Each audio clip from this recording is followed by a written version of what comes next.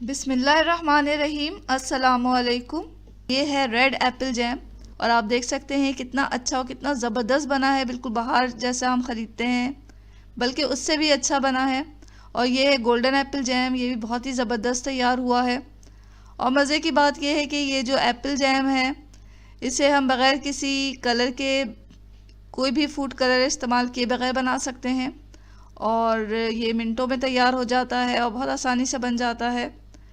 तो इसके लिए हमें चाहिए, सबसे पहले हम रेड एप्पल जैम बना रहे हैं। इसके लिए हमने 1 किलो सेब लिया, उसे छील लिया, उसके बीज वगैरह निकाल लिए। और हमने एक दरमियाने साइज़ का चुकंदर लिया, उसको आधा हम इस्तेमाल करेंगे। इसको भी, चुकंदर को भी हमने छील कर टुकड़े करके सेब के साथ ही रखा और फ़ौरन ही इसमें हमने 1 कप पानी डाला और इसे मीडियम फ्लेम पर चढ़ा दिया है। सेब को छीलने के बाद, काटने के बाद हवा में नहीं छोड़ना चाहिए, इस तरह ये काले पड़ जाते हैं और हमारा जैम जो है वो उसका कलर अच्छा नहीं आएगा। तो हम इसे मीडियम फ्लेम पर पका लेंगे यहाँ तक कि सेब भी अच्छी तरह गल जाए और चुकंदर भी अच्छी तरह गल जाए। सेब जब गल गया तो हमने इसे हैंड ब्लेंडर की मदद से ब्लेंड कर लिया है, अच्छी तरह पीस लें इसे। आप चाहें तो ग्राइंडर के जग में भी पीस सकते हैं। तो देखें कितना ज़बरदस्त इसका कलर हो गया है।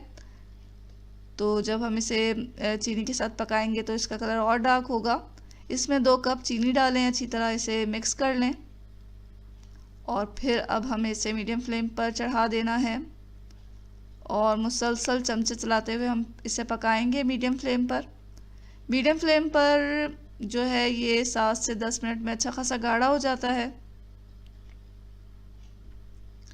इसे मीडियम फ्लेम पर पकाएं चमचे चलाते हुए।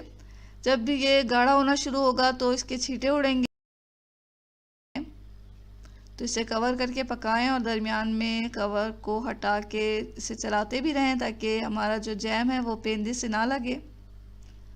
कुछ ही देर में ये गाढ़ा हो जाएगा। तो इसी तरह चलाते हुए इसे पकाएं।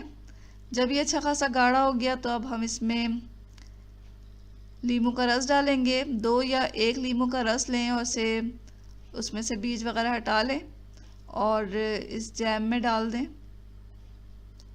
नींबू का रस डालने के बाद इसे चलाएं और फ़ौरन ही हम फ्लेम को बंद कर देंगे, क्योंकि नींबू का रस डालने के बाद अगर ज़्यादा पकाया जाए तो ये जैम जो है वो कड़वा हो जाता है।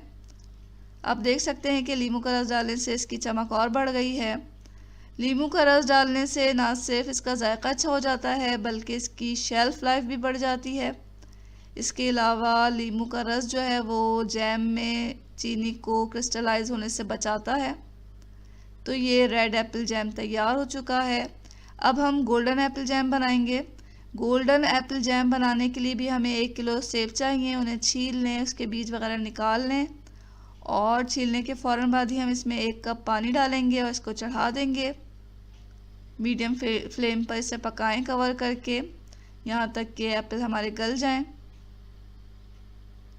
कुछ ही देर में एप्पल गल जाएंगे तो हम इसे हैंड ब्लेंडर की मदद से या ग्राइंडर के जग में पीस लेंगे।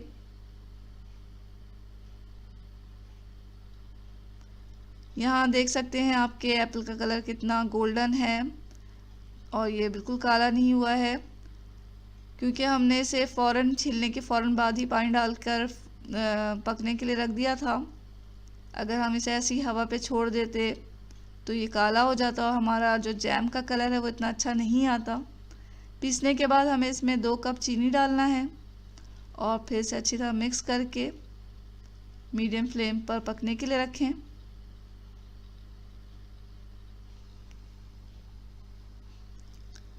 मीडियम फ्लेम पर हम इसे मुसलसल चमचा चलाते हुए पकाएंगे। जैम जब गाढ़ा होने लगता है तो इसके छींटे उड़ने लगते हैं, जैसे कि आप देख सकते हैं कि कैसे बबल्स से इसमें से निकल रहे हैं। तो इससे बचने के लिए इसे कवर करके पकाएं और दरमियान में ढकना हटाकर इसे चलाते भी रहें। तो 10 मिनट के अंदर अंदर ये जो हमारा जैम है वो गाढ़ा हो जाएगा।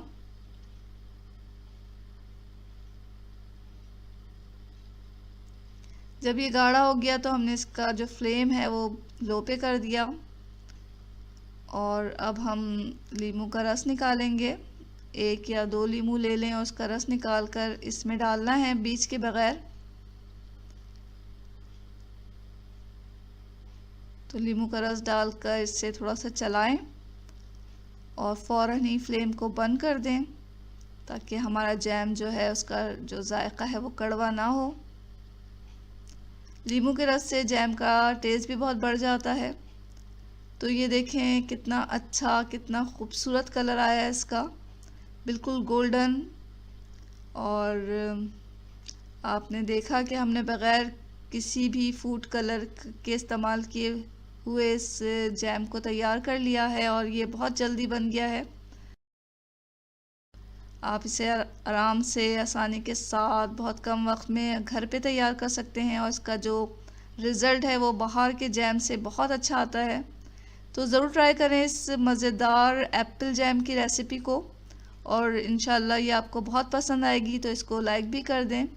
इस चैनल को सब्सक्राइब किए बगैर हरगिज़ ना जाएं और दुआओं में हमेशा याद रखें। खुश रहें, अच्छा खाएं। इसके साथ ही अल्लाह हाफ़िज़।